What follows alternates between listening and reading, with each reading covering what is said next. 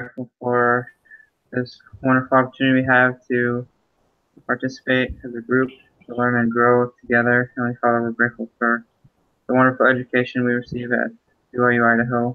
We're grateful for the gospel in our lives and for the blessings that we see every single day. Heavenly Father, we ask that please bless us as we have a discussion, that we can be able to be in tune with what the Spirit has to teach us and how in ways we can learn and grow, stretch ourselves. Heavenly Father, we're grateful for the gospel. We love thee and we say these things in the name of Jesus Christ. Amen. Amen. Hey, Tori. Tori. Hi, Tori. Yes. Is that a soccer jersey you have on? I no. Okay. I just stole it from my husband. Gotcha. Yeah. Okay. So for today we have two cases. For the Vita healthcare case, we have to do the following. First, we have to vote. Is RX a success at the time of the case? What do you guys think? I think so. RX? Is that what we're talking about? Yeah, me too. I think it's pretty good. I'm going to go ahead and say no. At the time of the case, it is not. Okay. I'm Sorry, saying yes. my computer's going slow. Can somebody else go before me? Trying to get my stuff up here. Tori, what do you think? And Tiffany, what do you think about RX? Is it a success at the time of the case or not? I think it is. Okay. I think it is too. Okay. Start your discussion with those who say RX as a success. Okay. That's, Do you want to know why we say success? Yeah. What they're asking. Uh-huh. And we have to mention why do we think it's a success and why in this case Richard, why he thinks it's not at the time of the case. I think the concept of it is good and that they were growing, so it was doing well at the time of the case. That's why I think they were doing well. Okay. I mean, they set out to improve people's health, and I think they were accomplishing that. Whether they were financially successful is another thing. I don't know if I can say that, but I think that what they set out to do, they accomplished. Okay.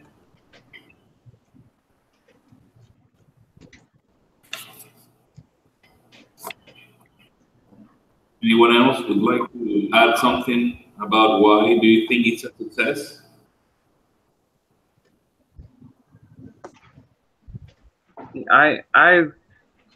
the DaVita case, I'm not gonna lie, was very confusing to me because I'm not super familiar with the healthcare system and how it all works. But I thought it was success because of the way that Theory, is that his name? Theory? I thought he was able to kind of assert his vision and create something that was able to see growth and see change and see something that, because originally, he inherited, kind of was brought into a company that was struggling, and he was able to kind of turn it around with a new entity, which was RX. Is that correct? This case was very confusing to me. It was very hard.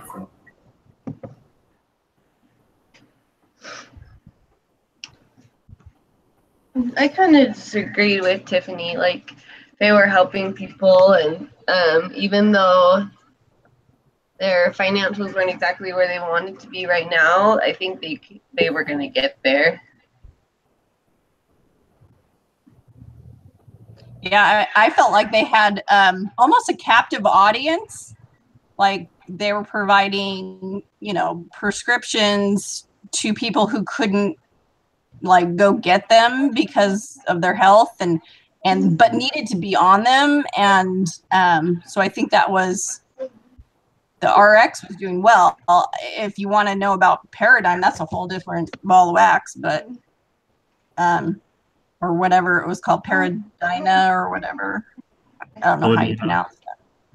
Paladina, is that how it's pronounced? Paladin, yeah, that's what how I pronounce it.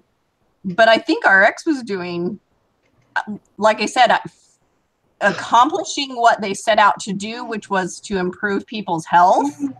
I feel they were successful at that. You're okay, baby. I think the whole, I don't know, prescription drug companies and all that stuff is a farce. I think they hike everything up and do all this weird stuff. The healthcare system is just totally junk anyways. But that's my opinion. Yep.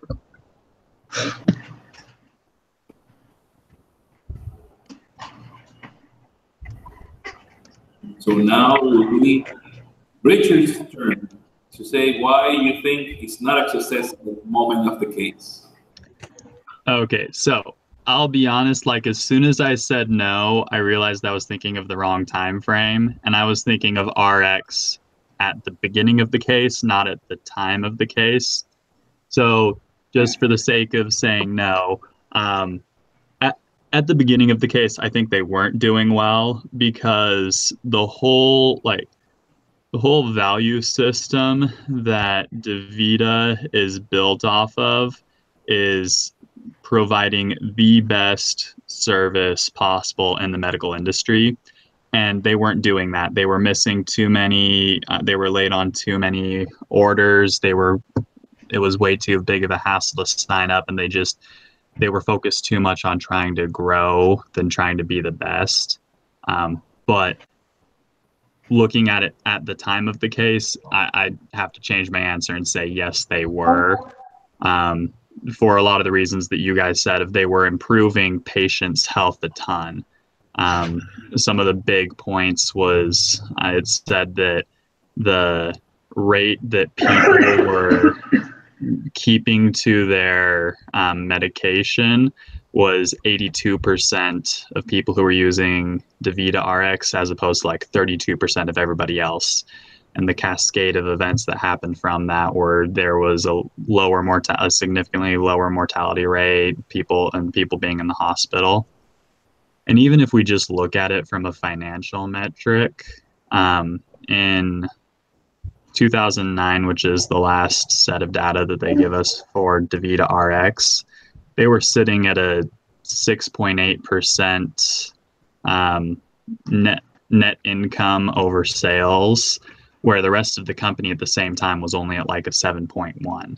So in terms of profitability, they're pretty close to where the rest of the company is. So I'd say at the time of the case, yes, they are being successful, and they've got even more room to grow their revenues and become even more successful. Okay. Perfect.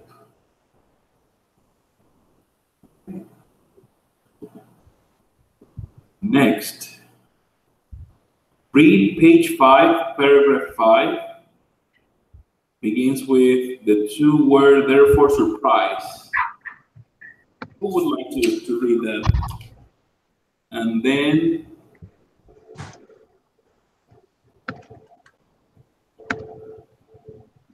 why? Then we have to answer why did 30 start DaVita in the first place? How did they get out of sync?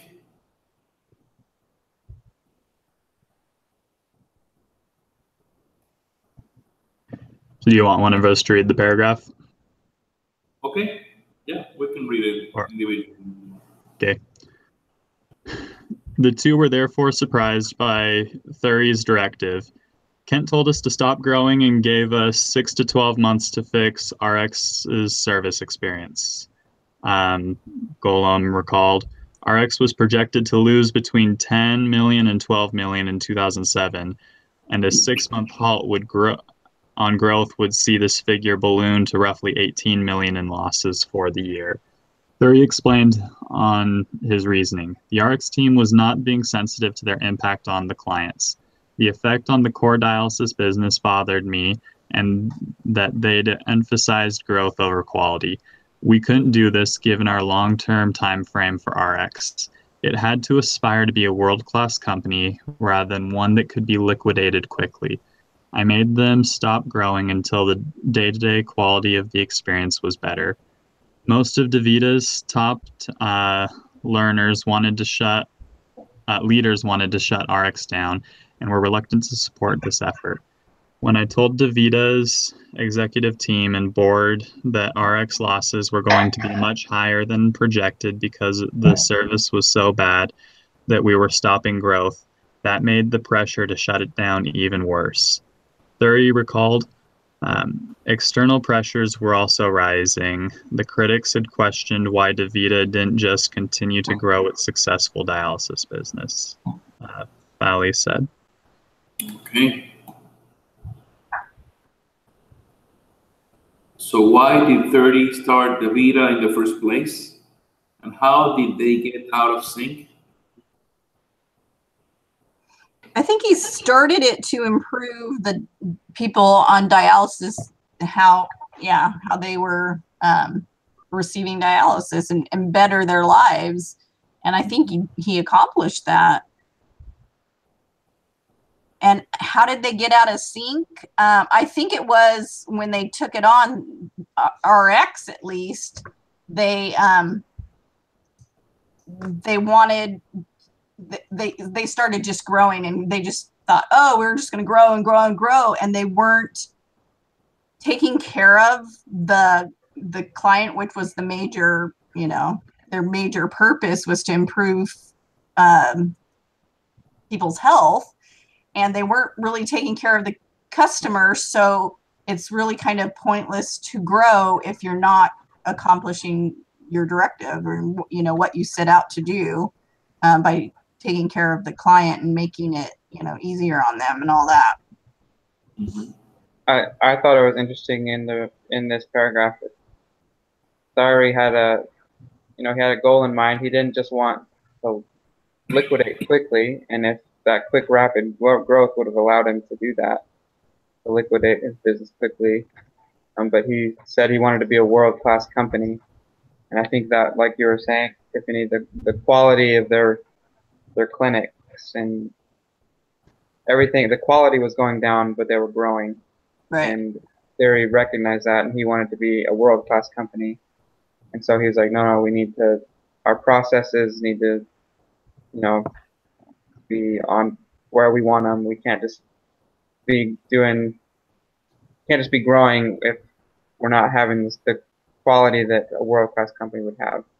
So he noticed that, and he was like, we need to slow down our growth and really focus on the quality. Yeah. I really like also the way they simplified the registration for the patients. Mm-hmm. Yeah, I thought that was and they simplify it, and also that they help them with reimbursement of the insurance companies.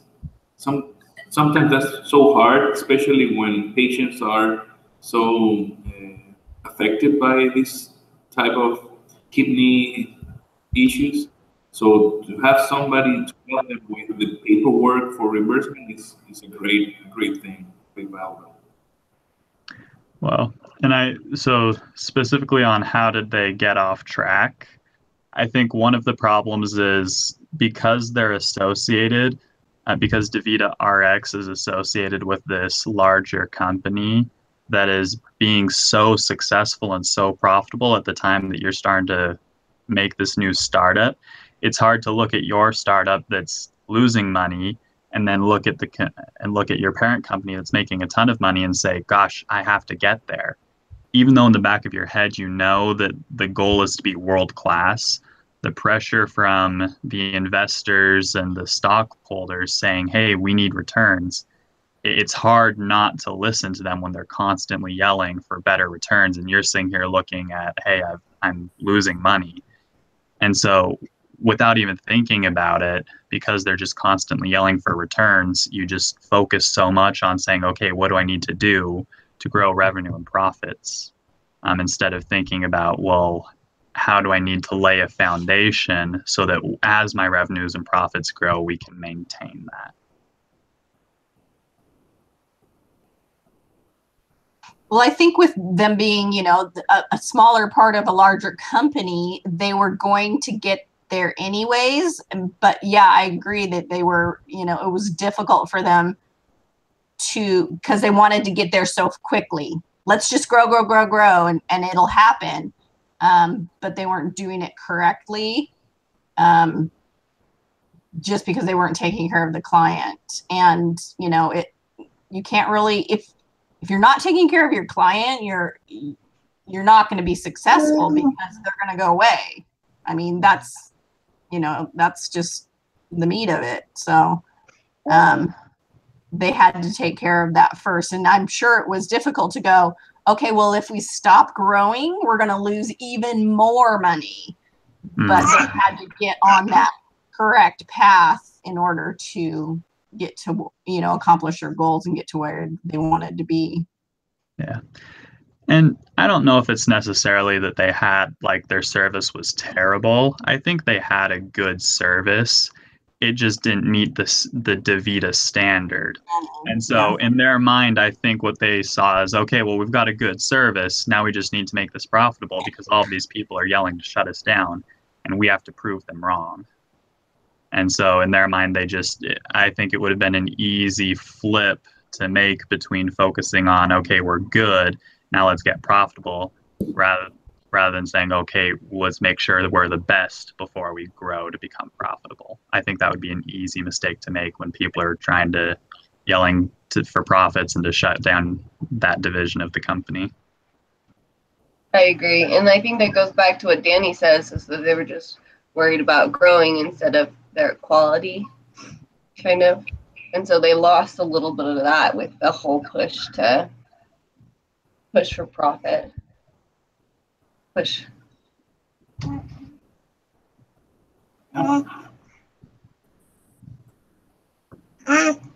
Okay, the next question would be, what are the lessons from Paladina? 30 champion, another DaVita startup. How has this venture performed so far? And compared to RX, what are the major similarities between RX plus Paladina and major differences?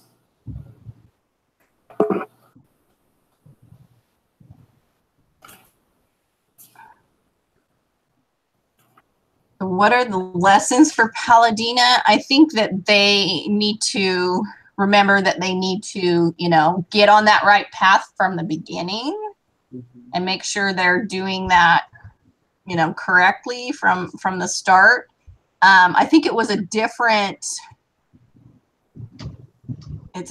kind of ball of wax, because it's just a whole different thing, and they had all these factors that kind of played into it, so it was going to be a difficult thing. But I think if they got it on that track starting out, they wouldn't have to worry about losses and all that stuff. I thought it was interesting that they were saying in the reading that the one of the first clinics was in Tacoma, because I used to where I worked, and actually where I'm going to be working starting next week, it's right down the street from the Tacoma building, where all the DaVita office, where all their business office. So on Pacific Avenue in Tacoma, it's really cool. So I was like, hey, I know where that's at.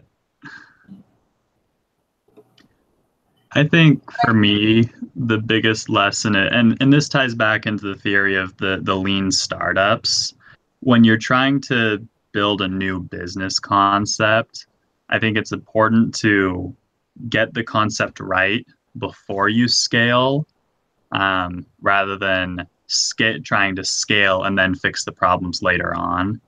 Because the cost of, even though you may not, so for instance, in the case it says, okay, well, we're going to go from losing 10 to 12 million to losing 18 million if we stop bringing in, if we stop growing.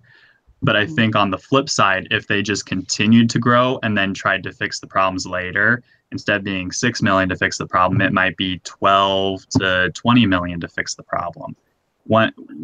Once you try and fix a problem at scale, it just becomes that much harder because the processes and everything are already ingrained into the company. As opposed, it's much easier to fix those things when you're smaller. So that goes back to the concept of lean startup of, okay, just make small little changes to make your company better. And after you've actually got it figured out and you know that it'll work, then you start rapidly growing, but never before then.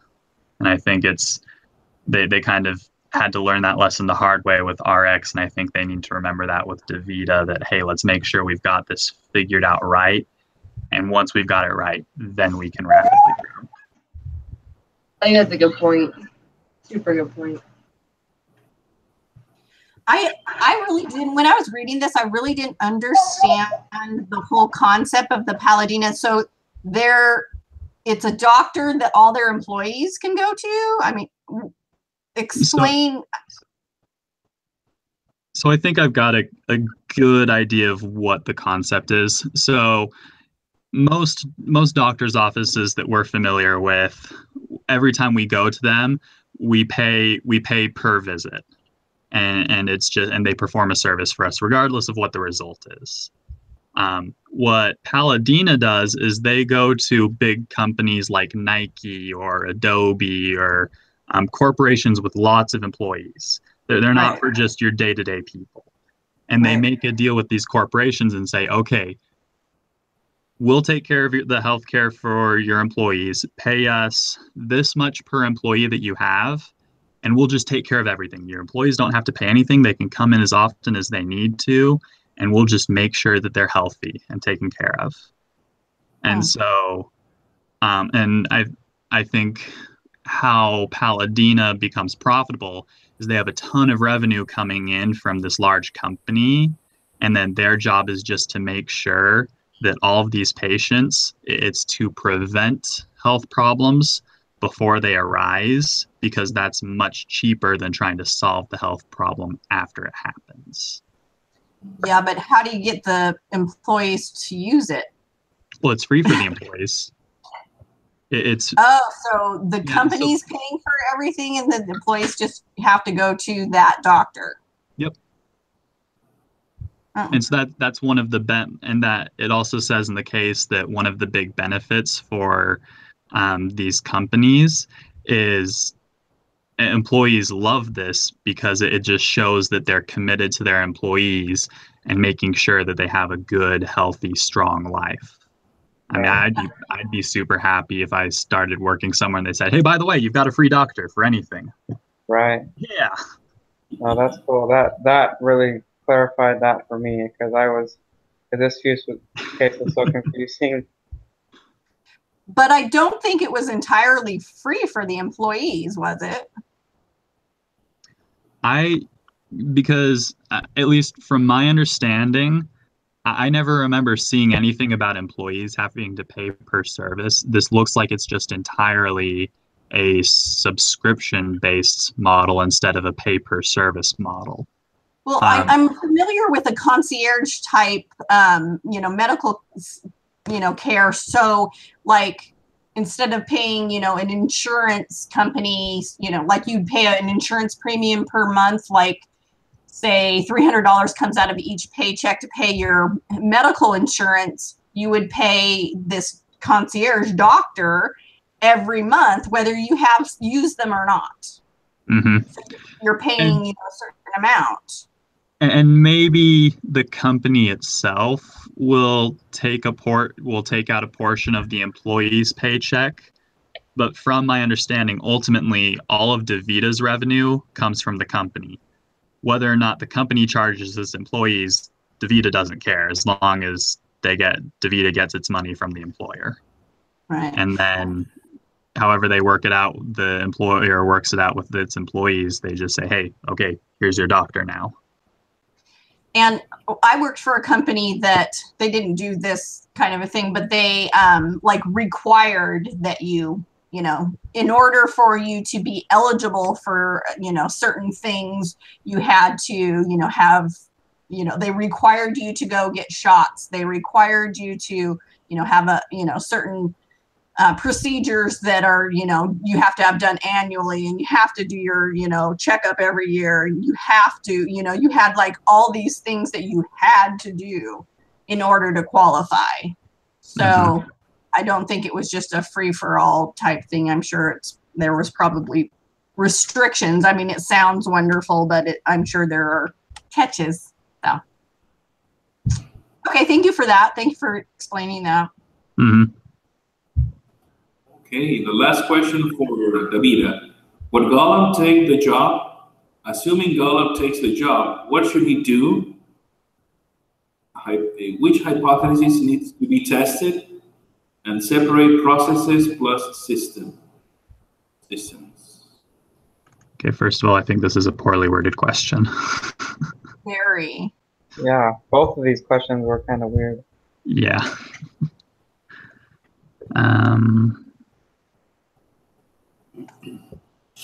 What Gollum? Gollum take what? Would Gollum take the job, or should Gollum take the job? I think it's supposed to say should. Yeah.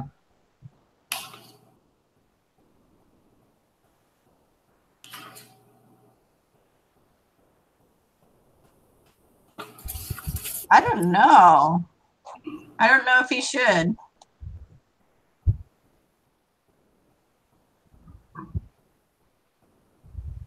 So I'll just go ahead and take a stab and say that he should take the job. I think he has a good track record with, he needed a little bit of guidance to do it, but I think he did a good job with RX once he got set on the right path. And that was, again, doing something very new, very different.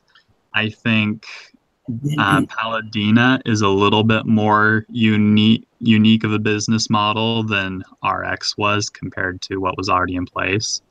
But I think he has the skills necessary to start this up, get it going, and make it and help make it profitable. I think it's going to be difficult for him to make it profitable just because of there's so many little factors like the doctors and the you know there's just so many little things that they're going to have to figure out. But I think it could be done. But they would have. But I think they need to do that ahead of time, and see if it's something that, like I said, the client's going to want to do, and going to work for them. Go ahead, Jose. I'm sorry. It's just a quick thing. Paladina's problems are solvable. That's what he thinks. So he knows that they have some difficulties, but they're not hard to solve. Just that.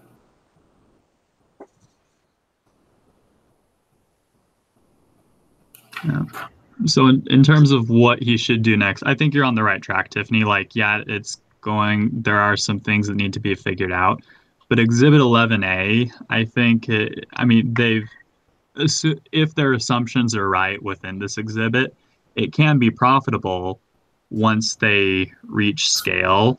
I think the first thing he needs to do is take the couple of clinics that they already have and really figure out, okay, how do we make this a DaVita level company with DaVita level operations and service, and just work with those few clinics, even though at the beginning they'll probably be making a loss just by using those few clinics. But once they get it figured out and they can prove the concept to other companies, I think they'll be able to bring in a lot of people into this service and they'll start being profitable. I especially think here because in the case it said that It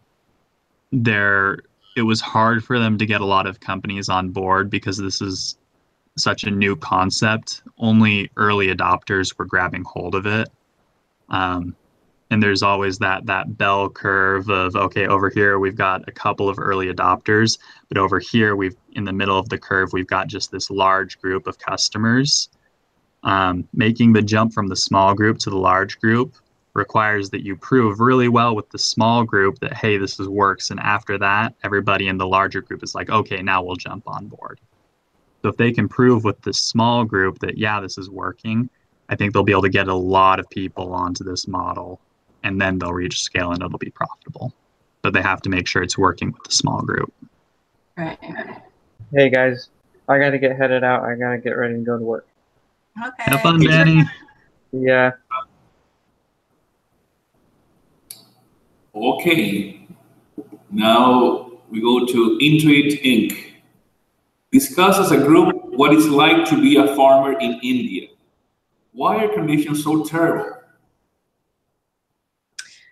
Well, they're bad because the farmers don't know what the current prices are, so they're being taken advantage of by other people that are that have that they know that they don't know. So Yeah. Literacy is a terrible problem in India. When I read the case, I thought also in Latin American countries, we have good people, good farmers, but they do not use technology. They sometimes are looking for the immediate cash. They are not willing to prepare themselves in a better way to get a formal market, and they are victims of these wholesalers that want to pay whatever they want for low price, and they always stuck in that low income, and they are the ones distributing the products. So literacy is a terrible problem in India for the farmers as well. well, I thought the whole concept was kind of interesting. And the next question is like, how does Agronova produce improve the life of a farmer? I think it improves it by bringing them that empowerment so that they can make their lives better and improve their practices, and it kind of connects them all too, so that they can see, oh, this guy did this, and it worked really well, and so I'm going to try this now, and it kind of empowers them to improve their lives. I think one of the biggest problems is just the lack of information. I mean, in every part of the selling process for farmers, like they just didn't know things. And so, like, for example, the agents could sell their product without ever telling the farmer how much they got. And so it just allowed for the agents to cheat the farmers.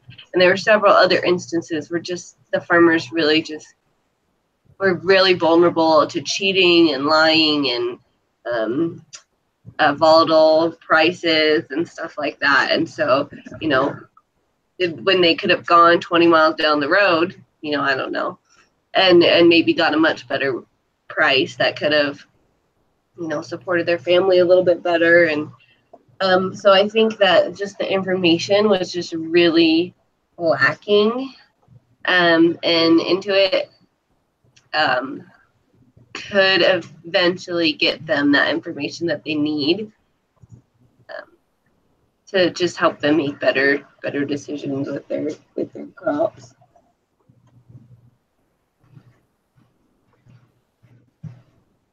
The point is that farmers only need which mandate or which market was the best one to sell the product, but they also needed to know which agent to the price. So it's the system, I think, and it's terrible. And many things are combined to stop the progress of these farmers in India. It's so sad, but they need all the information, but also agents play a key role. And if they are not honest, they will not give the fair price for farmers.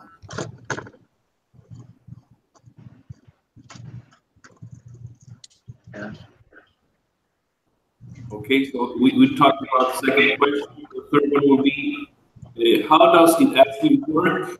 We covered kind of that. Is it a good idea? How do we describe the business model? Can you say that one more time? You're cutting out. I guess I should probably just pull it up. But... Or how would you describe the business model? So I personally like it.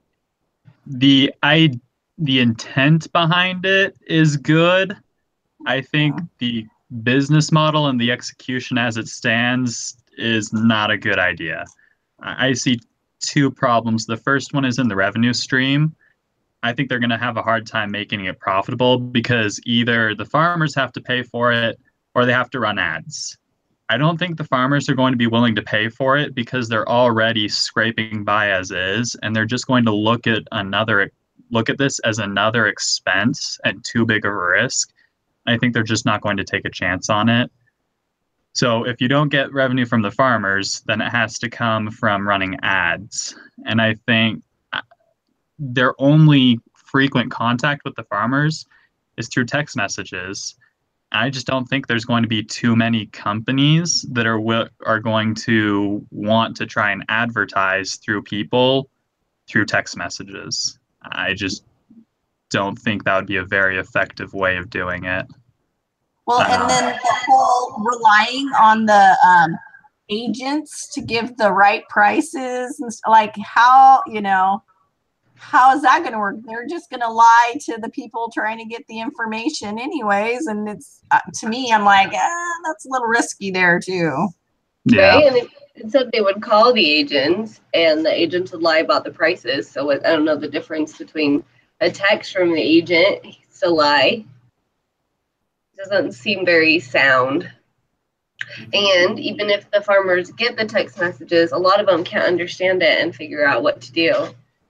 So there's that whole miscommunication thing there. And I don't know.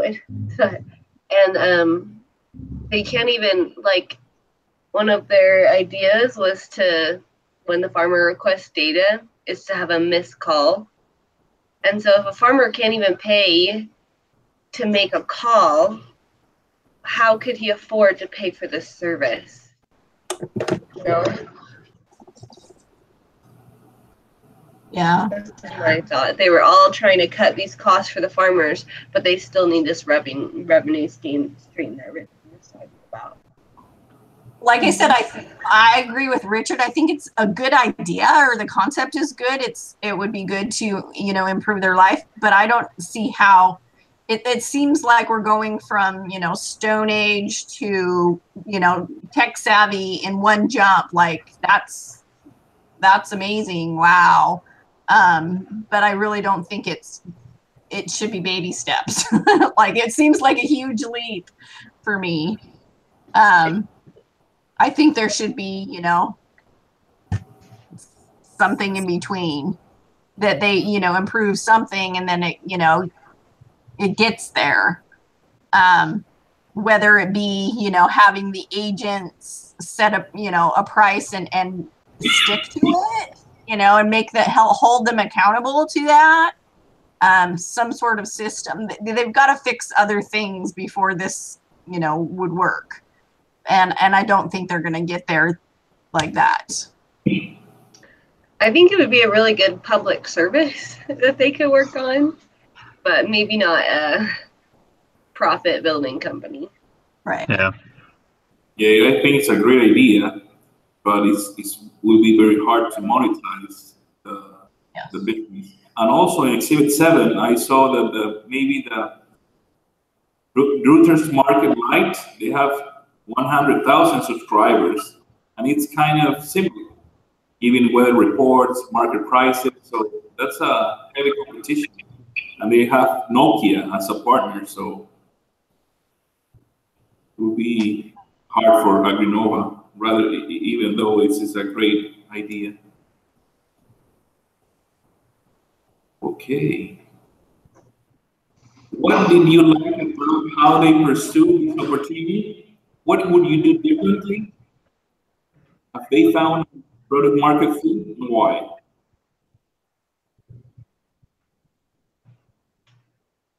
I really like how they interviewed farmers and they got information, and I think they got the real information of this system about the farmers, the agents, the mandies, and all the process. I think they got the real issue, the real situation, and I really like that. I like that they're trying to improve the community around where they're doing business. They're in India. They're trying to improve the life of the people there. I think that's very noble and great. But like I said, I think it's a huge leap what they're trying. Mm-hmm. And have they found a market fit? I don't know. And I don't know because I don't see how they're going to pay for it. Those, you know, how it's, I just can't picture it. I think the market really needs something though. The farmers, they need help for sure. I'm just not sure if at this point this is the right one for them.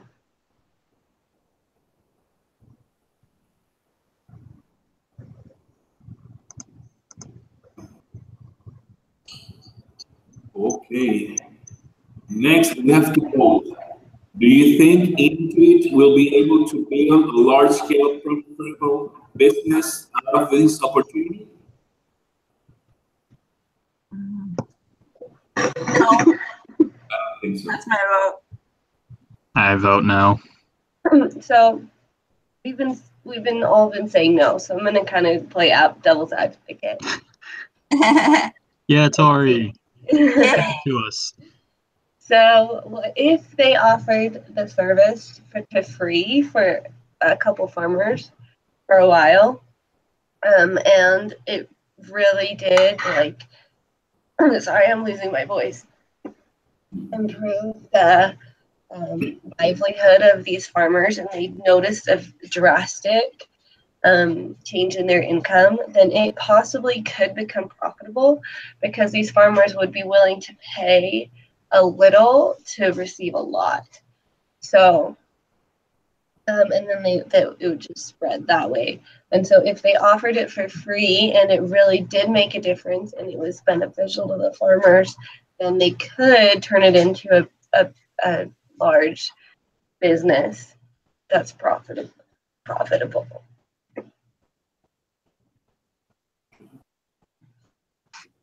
You guys disagree? Yes. Yes. I personally think, Tori, that's a good idea of like how they could get the rest of the farmers on board, because if they can prove to the farmers that it will work and they can take that information, and I think you only need to do it with a couple of farmers in each community, because it said the farmers are so close knit. One farmer will tell the other farmers, hey, this worked for me. And I think the others will be saying, okay, well, if it worked for him, then I'll give it a try. But I think as a whole, it's not going to work because it's the whole system is reliant on an organization that is already proven to be corrupt. It's dependent on the agents. And even if, so initially I thought, okay, well, if they could find at least one trustworthy agent in each of the different markets, then maybe it would work. But my fear is that in each of these markets, if one agent started going along and working with Intuit, that is going to affect the other agents. They're not going to like that. And I'm afraid they would essentially the rest of them would gang up on that one that is cooperating and put so much pressure on him that he has to break and go back to the corrupt ways. I just don't think it's safe to build a business model that's dependent on an organization that's already proven to be corrupt. I think their best option is to find a way to help the farmers that is independent and not reliant on the agents. I agree. It's a great idea. Because that was your thoughts too, Tiffany. Yeah, I totally agree with Richard. I think, like I said before, you know, they were setting up this model to get prices from the agents, but what if the agents are jacking up the prices, you know, that they're given to into it? If, you know, if they're not going to give correct information, I don't see how it's going to work. And then the margins are so close on this. Like, how are they going to make it profitable? I just don't see how that's going to help, how that's going to work. So I actually agree with you guys, but just for the sake of my devil's advocate, they could even skip the agents and go direct to the distributors, because the distributors will show up at farms and offer them money. And so if they didn't use the agent and then just went from the distributor, then it could possibly dump that corrupt system. Cut out the middleman. Yeah, but then you have the same problem. A lot of really, really mad agents. And these people that are indebted to agents, so it'll still be hard.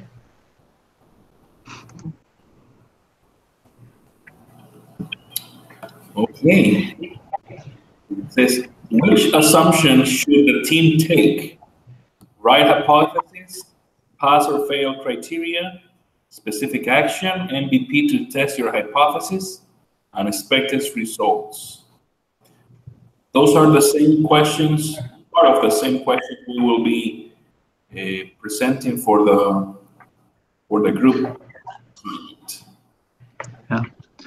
So I think one of the first assumptions that they need to test is whether or not this model can be profitable. And that's, okay, the first one is, well, will the farmers pay for this? I think the first way they do this is give the farmers the information that they would have to collect from a trustworthy agent, and then once the farmers go and like experience what it would be like to do this, ask them, okay, now that you've done this, would you be willing to pay this for the service? And if the farmers say yes, you can say, okay, cool, let's move on to the next part of the test. If even after doing it, the farmers say no, well, then you just can't count on the farmers being a good way to make an income. If that test worked, then I'd say you move on to another test where you ask the farmers to pay before giving them the service. And if they're willing to pay and go try out the service, then okay, this might still work. If they're not willing to pay before receiving the service, I think it's looking very unlikely that the revenue stream will work. The other option is to test whether or not you can run ads. And I think that's as simple as making a list of groups that they think would want to market to farmers within the region. Go to them and show them kind of the wireframe and explain the concept of this is what the farmers will receive. We can advertise for you. This is what an advertisement might look like. What would you pay for this? And find out if there's anybody who's even willing to advertise. Because if they find, okay, the farmers aren't willing to pay and nobody's willing to advertise, then you can just go ahead and say, okay, we just have to shut this down because there's no way to make money off of it. Like, what do you advertise with farmers? I mean, farmer equipment, the amount that they spend is going to be so minimal that I feel like it's hard to figure out what, I mean, even if you did do ads and, you know, the people that are doing the ads, are they even seeing an increase in their money? I mean, how does that, like, yeah, I don't see it working. Yeah, but I think it's as simple as just going to a bunch of people and finding out, will you pay for this? And Right. I think you're right. The answer is going to be nobody's going to be interested in paying to market to a bunch of farmers that don't have any money. But it's something quick and easy to test, and if it fails, we can just go ahead and shut down the project without spending a ton of money to test other stuff.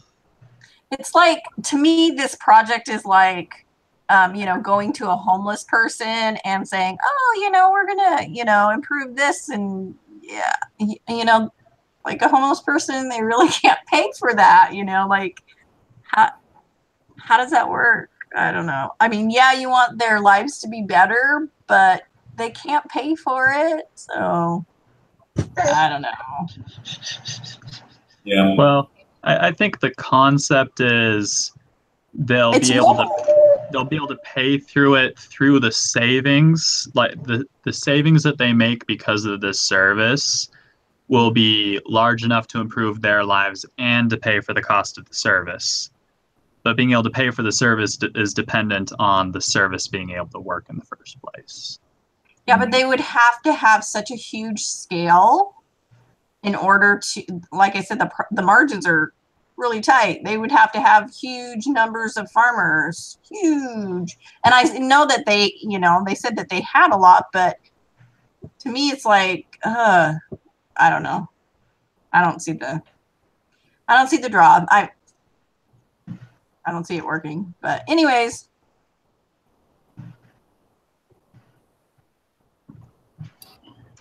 Okay. So I think another Question: why is Intuit doing this? We already covered that. It's to help farmers and to help the community. Yeah. And I think that's very noble. I think that's great that they're trying to improve, the community that they're, working in.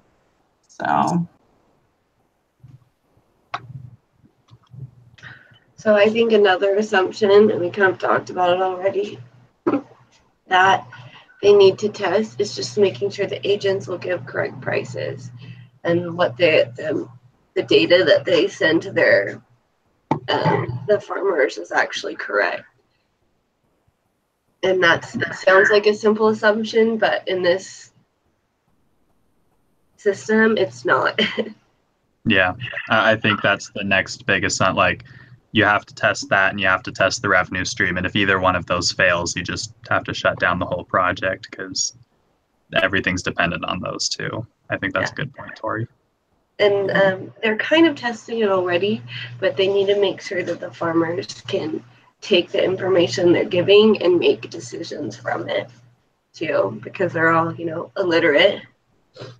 So I think it's those three, because even if the data is correct, if the farmers can't use it, then there's no point. Yeah. So that's my thoughts. Okay, do you want to divide and conquer for the group assignment? Yeah, I can take part of number 2. I can write about the cost hypothesis and how to test that. Okay. I can take number 1. I don't care which one I take. I would just rather do Intuit. I don't care either way, so whatever. So, Tori, are you looking at the assignment right now, or? I'm trying to pull it up. Okay, so number 2 is essentially the last question we just talked about. What's an assumption that needs to be tested, write the hypothesis, and how you would test it. You want to do that for whether the agents are trustworthy and if the farmers can understand make use of the information. Whichever one you do, because you already had 2, didn't you? Well, yeah, I'm doing testing price for both the farmers and price for the advertising. Oh, okay. Yeah, I can do that then. Sounds good. So Is there only the 2 questions though? there's a third question on Davida. Says, assuming Golem takes this job, what should he do? Which hypotheses need to be tested? What should he do to test them? And what results would you accept as good enough? Okay, you I'll and- do number 3. Okay. And you want to recruit Danny to help you split that with him? Sure. Okay. I'll go ahead and make the Google Drive file for it and write down assignments. Perfect. And then Jose, when do you need us to do this? By Saturday at 4? Yeah, it will be great. Saturday at 4. Mm-hmm. You know? Well, thank you very much. Who will be conducting next Thank week? I think it's supposed If I'm to able to be. come next week. Sorry. Do you say you're not gonna make it next week, Tiffany? I started a job on Monday and I'm not sure that I'm going to be able to be at the meeting. So I have to talk to the teacher. I haven't found out what time I'm working at yet, so I don't know yet. But I'll probably won't be able to go to any more meetings. Summer. So I have to, once I find out what time I'm going to be working, then I can reach out to the, teacher and see if I can make some adjustments. I'm also going to be out of town next Thursday, so I won't be attending next week. Okay. Is it Danny that's supposed to do the discussion next week too? I think Danny is supposed to lead it out. Okay. You can see if he can start it off, and then one of you two just take over once he has to leave.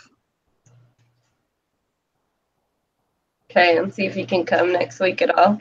So you kind of have a small group next week. That's okay. Okay. All right, so we'll just email and see how just let us know if you can stay in the group, Tiffany. Okay. Oh, you always do the live. Do you know? I guess I can try and figure out how to post a live YouTube hangout. Okay. I'll try and do that for next week so that you don't have to worry about it, Tiffany. Okay, thank you. Mm-hmm. All right, is that all we have? Yep. All right, thank you, everybody. We'll Thank see you. ya. I'll let you know. Bye. Good luck with your job. Congratulations. Thanks.